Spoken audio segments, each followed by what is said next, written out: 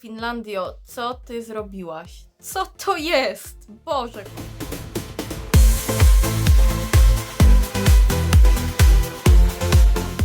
Hej wszystkim! Witam Was serdecznie w najnowszym filmiku na moim kanale. Dzisiaj skomentujemy sobie i przeanalizujemy fińskie preselekcje, czyli UAMKO. Są to dla mnie preselekcje mega ważne, mega ciekawe i mam do nich taki swój osobisty sentyment ze względu na ten zespół, który w 2023 roku skradł moje serce na tyle, że w zeszłym roku pojechałam na ich koncert do Finlandii. For me, from Poland. Come on. I love it. Dlatego te preselekcje są dla mnie ważne. Od 2023 roku śledzę je bardzo intensywnie. Tak samo jak i fiński rynek muzyczny też jest mi bliski. Znam wielu wykonawców, artystów, słucham ich na co dzień. Tutaj w tych preselekcjach w tym roku również są tacy, których znałam wcześniej. I w ogóle bardzo lubię Finlandię. Oczywiście mam na myśli kraj, a nie tę Finlandię. Bardzo miło wspominam mój pobyt w tym kraju. Dlatego też UAMKO jest dla mnie takim naturalnym wyborem, jeżeli chodzi o preselekcję do przeanalizowania i skomentowania. Finlandia od paru ładnych lat prezentuje naprawdę wysoki poziom, jeśli chodzi o preselekcję, dlatego zobaczymy sobie, czy w tym roku również jest ten poziom taki wysoki, czy wygląda to nieźle, czy może wręcz przeciwnie, jest jakiś spadek. Porównamy sobie, zobaczymy.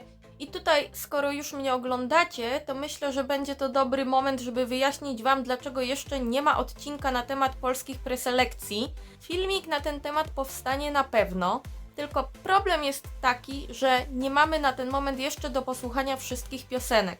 Mamy ujawnionych artystów, tytuły tych piosenek, natomiast 2 utworów brakuje, żeby ich posłuchać, bo nie było jeszcze premier Janusza Radka i Darii. No i tutaj ja mam zagwozdkę, ponieważ chciałabym, komentując już preselekcję właśnie na filmiku, mieć już wszystkie te piosenki do posłuchania, żeby móc je ze sobą porównać, żeby się wypowiedzieć o każdej, żeby móc ocenić faktycznie szanse sprawiedliwie, znając wszystkie propozycje. Ale myślę sobie, że być może powstaną po prostu 2 filmiki, ewentualnie tutaj najpierw ocenię te piosenki, które są, a potem jeszcze dogram, czy to jakiegoś shortsa, czy jakiś może krótszy troszkę filmik, właśnie jak pojawią się te brakujące piosenki. Ja tego jeszcze nie wiem. Dajcie mi znać, jaką opcję wy wolicie. Czy wolicie na przykład jeden filmik taki już konkretny z podsumowaniem całości, czy wolicie, żebym to rozbiła na 2 filmy, żeby to szybciej jakoś poszło, żeby to się szybciej pojawiło na kanale. Słyszałam, że w przyszłym roku ma być ten temat wzięty na tapet, że ma być to jakoś uregulowane po prostu, żeby te utwory pojawiały się jakoś w jednym czasie. Miejmy nadzieję, że tak będzie. W każdym razie nie martwcie się, bo na pewno wielki finał polskich kwalifikacji na tym kanale się pojawi. Ja sobie tej okazji nie odpuszczę. Standardowo, jak co filmik, dziękuję Wam za wszystkie kolejne subskrypcje, komentarze, wyświetlenia i łapki w górę. Bardzo się z tego cieszę, że kanał się rozwija. Zachęcam Was do tego, żebyście dalej się udzielali, komentowali. Boże, jak mi się dzisiaj tutaj niewygodnie jakoś siedzi. Chyba czekam po prostu, żeby już wziąć się za temat UAMKO. Dzisiaj omówimy sobie wszystkie piosenki z UAMKO, bo nie ma ich tak dużo. Natomiast kolejność będzie taka, że zaczniemy od utworu, który mi się najmniej podobał, a skończymy na tym, który podobał mi się najbardziej. Ale nie traktujcie tych miejsc bardzo poważnie. One nie są jakieś bardzo wiążące, ponieważ ja w tej mojej topce UAMKO zmieniałam niesamowicie dużo. Za chwilkę dowiecie się dlaczego. Wystawiałam też tym piosenkom noty, ale czy one na przykład za 2-3 dni nie będą się jakoś minimalnie od siebie różniły? No to co, zaczniemy sobie od miejsca teoretycznie ostatniego, a jest to piosenka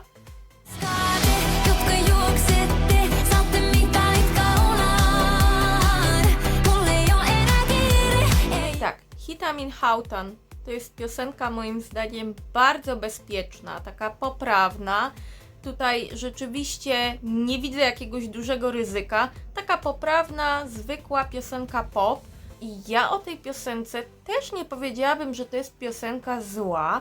Natomiast tutaj brakuje mi bardzo dużo. Brakuje mi takiego efektu wow, czegoś, co sprawiłoby, że ja do tej piosenki będę chętnie wracać, ponieważ no akurat ta piosenka sprawia, że ja nie mam jakoś specjalnie ochoty słuchać jej kolejny i kolejny raz na zapętleniu, co nie oznacza też, tak jak mówię, że uważam, że to jest tragiczna piosenka, bo zdecydowanie nie jest. Ona jest całkiem fajna.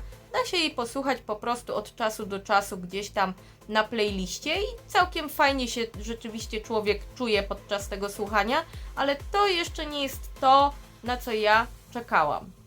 Ja znałam Nelly w ogóle wcześniej, więc jak ją wyczytali wtedy na tym revealingu, kto będzie uczestniczył w UAMKO, to się ucieszyłam, bo wiadomo, no znane mi nazwisko, ale też tak po tym, jak emocje troszkę opadły, to też nie spodziewałam się tutaj jakiegoś dużego szału, bo ona raczej właśnie takie piosenki nagrywa, taki lekki pop do posłuchania. Też ciężko mi powiedzieć, jak to wygląda dokładnie w przypadku jej całej dyskografii, bo jej utwory znam bardziej tak wyrywkowo. Parę z nich gdzieś tam słyszałam, kojarzyłam. No i tutaj użyjemy sobie mojej Agulko skali. I ja tę piosenkę w skali od 1 do 6 oceniam na 2,5 na 6. Ta propozycja jest taka w porządku, ale też z drugiej strony no nic więcej niż w porządku ja tutaj w tym utworze nie czuję. I czas na miejsce 6.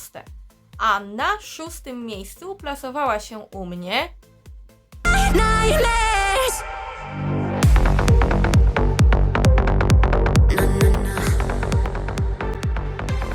Nightmares to jest też spoko piosenka, to mogę powiedzieć na pewno z czystym sumieniem, że utwór jest ok. Coś się w nim dzieje, są fajne zmiany tempa, fajna jest budowa tego utworu, fajny, nowoczesny instrumental, ale to też jest podobny przypadek troszeczkę co u Nelly, że to jest ok, fajny, można sobie posłuchać od czasu do czasu albo jak gdzieś wleci na playliście, ale nie mam tutaj jakiegoś takiego pędu, żeby tego utworu słuchać non-stop w kółko i za każdym razem byłoby mi go mało. Jakoś mi tutaj czegoś brakuje, może fajną zmianą byłoby, gdyby on był po fińsku. Ja wiem, że ja w każdym dosłownie przypadku, kiedy piosenka jest po angielsku, to zawsze muszę się troszkę wystrzępić, że o, szkoda, że nie jest w języku narodowym. W każdym razie, no ja zawsze uważam, że język narodowy fajnie boostuje utwory. Jest wtedy taki faktor troszeczkę zaciekawienia większego. Tutaj no ciężko mi powiedzieć, czy faktycznie zmiana języka dużo by dała. Może i tak. Na ten moment utwór ten oceniam na 3 w skali od 1 do 6. Bo tutaj też jest ok, jest fajnie, ale też mi dużo jeszcze brakuje do ideału. I teraz miejsce 5. I tutaj zaczynamy już piosenki, do których ja naprawdę chętnie wracam. I na miejscu 5 znajduje się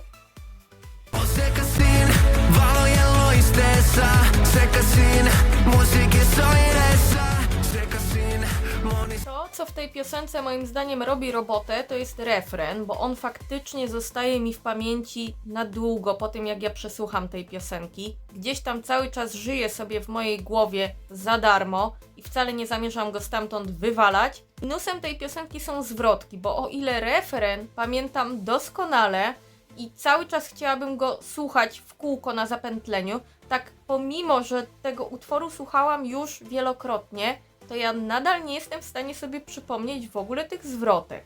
One są bardzo moim zdaniem zgaszone, natomiast może to lepiej, bo ten refren bardziej błyszczy i ten refren jest tutaj faktycznie takim sporym atutem tej piosenki.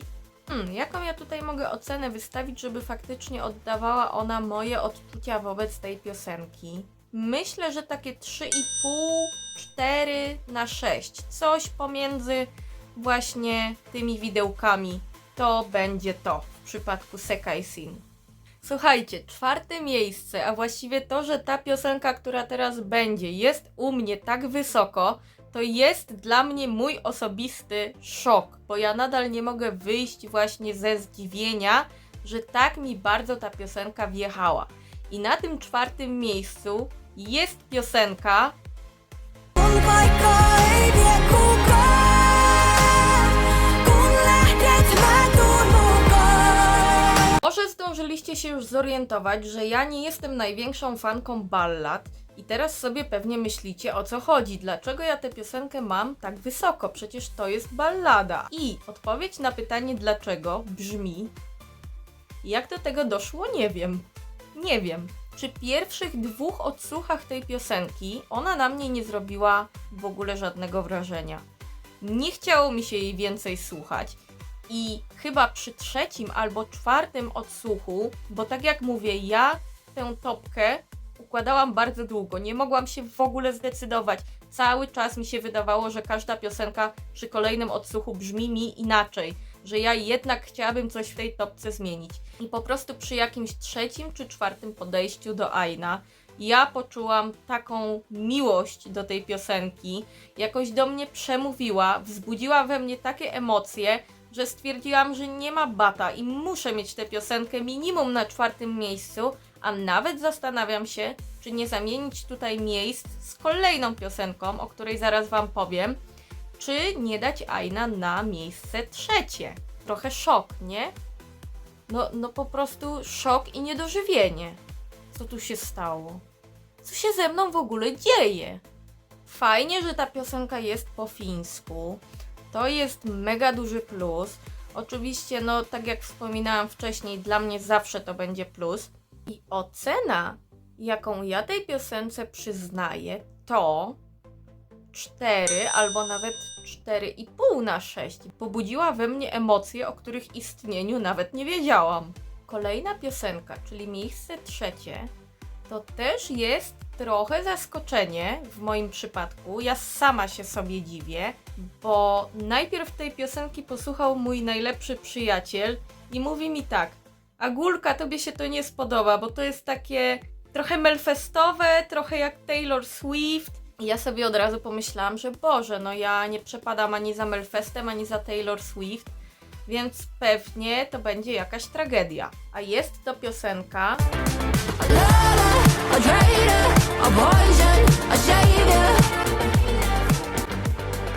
Zaczęłam tej piosenki słuchać i myślę sobie: chłopie, co ty pierniczysz? Przecież to jest fajne.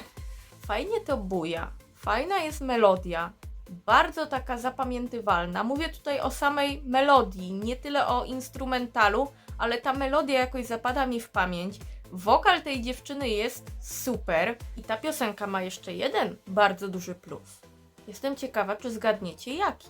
Otóż tym plusem jest zajączek. Ja wiem, to jest króliczek, to nie jest zając, ale ja wszelkie uszate stworzenia kocham. Sama jedno w domu mam. Jestem straszną króliczarą, więc gdziekolwiek widzę tylko jakiegoś króliczka, zajączka, to od razu serce moje jest zdobyte. Bardzo fajnie sobie kica w tym teledysku, robi po prostu robotę. Mam tylko nadzieję, że nie bał się, nie był przestraszony, bo to są niestety zwierzątka, które są bardzo płochliwe. Waham się właśnie, czy nie zamienić tego miejscami z Aina, bo mimo wszystko gdzieś tam chyba Aina bardziej wzbudziła we mnie emocje, ale to są takie różnice naprawdę minimalne, kosmetyczne wręcz i pewnie to się będzie zmieniało jeszcze na korzyść jednej i drugiej i tak w kółko, bo obie te piosenki są naprawdę fajne, spoko. Tutaj ciekawą sprawą jest też to, że Goldilocks w ogóle jest najmniej znaną artystką z tej stawki. Fajnie mnie zaskoczyła, bardzo pozytywnie i ja tę piosenkę oceniam na 4 na 6. To jest taka solidna 4, co do której nie mam żadnych wahań. Coś bym jeszcze zmieniła, nie ma tutaj jakiegoś takiego szarpnięcia. Tutaj przechodzimy do 2 moich faworytów już teraz.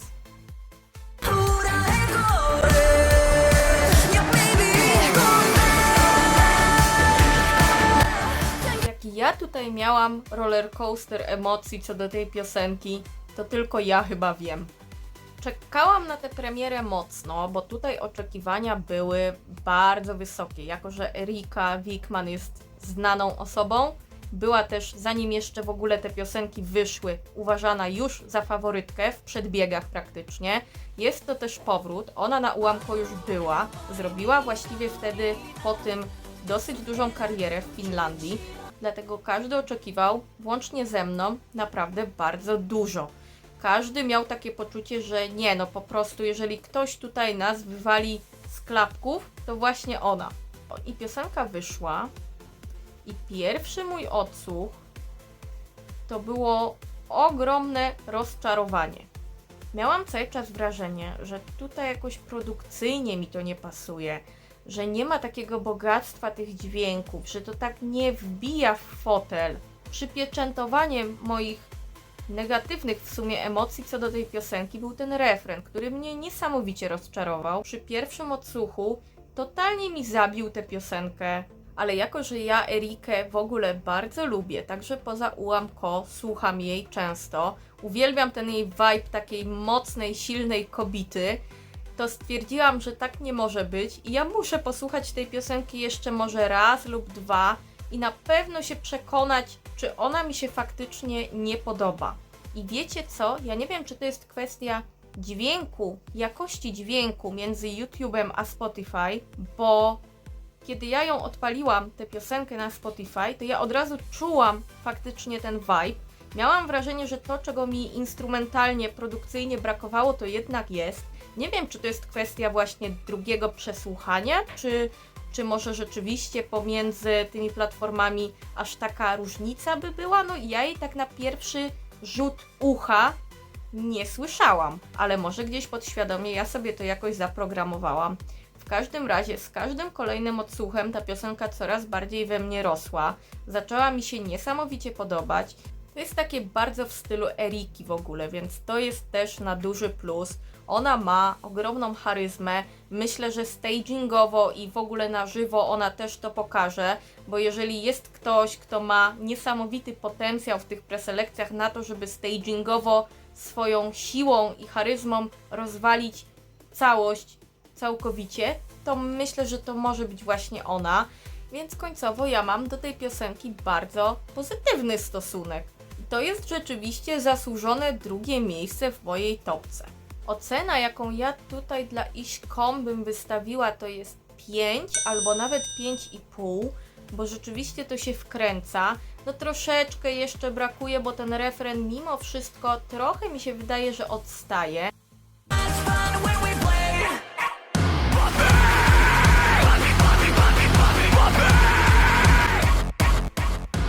Słuchajcie, to była miłość od pierwszego odsłuchania. Uwielbiam takie piosenki, które po prostu łamią wszelkie możliwe stereotypy, wszelkie schematy, w których jest taki kontrolowany chaos. Uwielbiam to. W jakimś niewielkim stopniu uważam, że to jest też wpływ właśnie Cha Cha Cha, a nawet Baby Lasagni z zeszłego roku, bo też on miał Cat Please, miał Back, a tutaj mamy piosenkę Papi, czyli no piesek, szczeniaczek. Pieski też są fajne. Wydaje mi się, że Kariya zapoczątkował modę i trend na takie piosenki na Eurowizji i to się nadal ciągnie i to jest akurat jeden z trendów, które ja bardzo kupuję i które myślę, że mi się prędko nie znudzą. Zdaję sobie sprawę z tego, że nie każdemu będzie się to podobało, bo to jest jednak dosyć specyficzny utwór. To trzeba lubić po prostu takie klimaty. Ja akurat takie rzeczy kocham, uwielbiam, jak po prostu do ucha mi ktoś drze ryja o piesku. Jedyny minus, ja nie wiem, czy powinnam to w ogóle mówić, bo pewnie wy już wiecie, zanim ja zdążę gębę otworzyć, to jest to, że jest po angielsku. Uważam, że po fińsku to już by mi tak gniotło po prostu mitochondria, że ja bym zbierała siebie sama ze ściany w swoim pokoju, ale i tak nawet bez tego, nawet po angielsku, bez wahania wstawiam tę piosenkę jako swojego zwycięzcę. I tutaj ocena, jaką ja bym wystawiła, to bez większego wahania myślę, że 5,5 to będzie to. Jeśli chodzi o ogólny poziom tegorocznych fińskich preselekcji, to Finlandio, co ty zrobiłaś? Co to jest? Boże kochany. W sensie naprawdę jest bardzo dobrze. Ja, tak jak mówię, uważam, że UAMKO od paru ładnych lat pokazuje naprawdę fajny poziom produkcyjnie, muzycznie. W tym roku jest nie inaczej. Moim zdaniem jest lepiej niż w zeszłym roku. I jeśli chodzi o tegoroczną stawkę, to w zasadzie Nie wiem, czy jest w ogóle taki utwór, który ja jednoznacznie oceniłabym źle i który powiedziałabym, że jest tragiczny i beznadziejny. Nawet nie ma jakiegoś takiego utworu, który powiedziałabym, że jest po prostu zły albo bardzo słaby.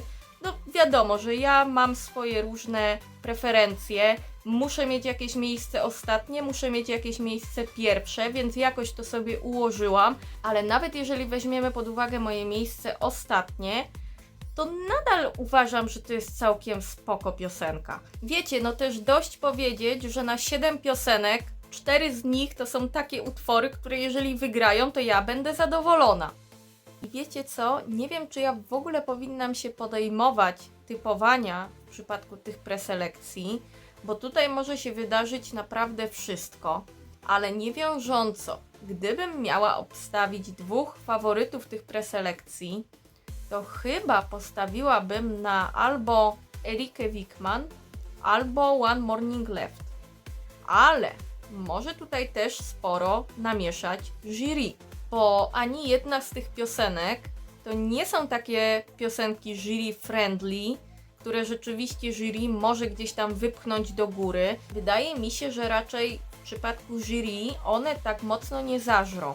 Z jednej strony Finlandia może nadal się trochę sugerować sukcesem sprzed 2 lat, piosenki Cha Cha Cha, i może chcieć rzeczywiście pójść w taką stronę trochę podobną do tego, czyli to wskazywałoby na One Morning Left. Z drugiej strony, no Erika ma jednak bardzo dużą rozpoznawalność. Jury może sporo namieszać, bo ona właściwie tej rozpoznawalności nawet wtedy, w 2020 roku, kiedy brała udział, to nie potrzebowała, bo jeśli chodzi o televoting, to ona go wygrała, pomimo że tak właściwie jej taka największa kariera właśnie zaczęła się dopiero potem.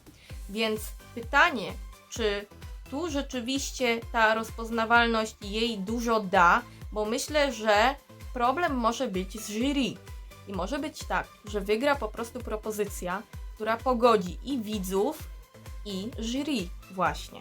Bo w zeszłym roku też wybrała najbardziej szaloną piosenkę. Co prawda, No Rules to było bardziej joke entry. Oczywiście to są zupełnie różne piosenki. I Cha Cha Cha, i Puppy, i No Rules to są 3 różne od siebie utwory.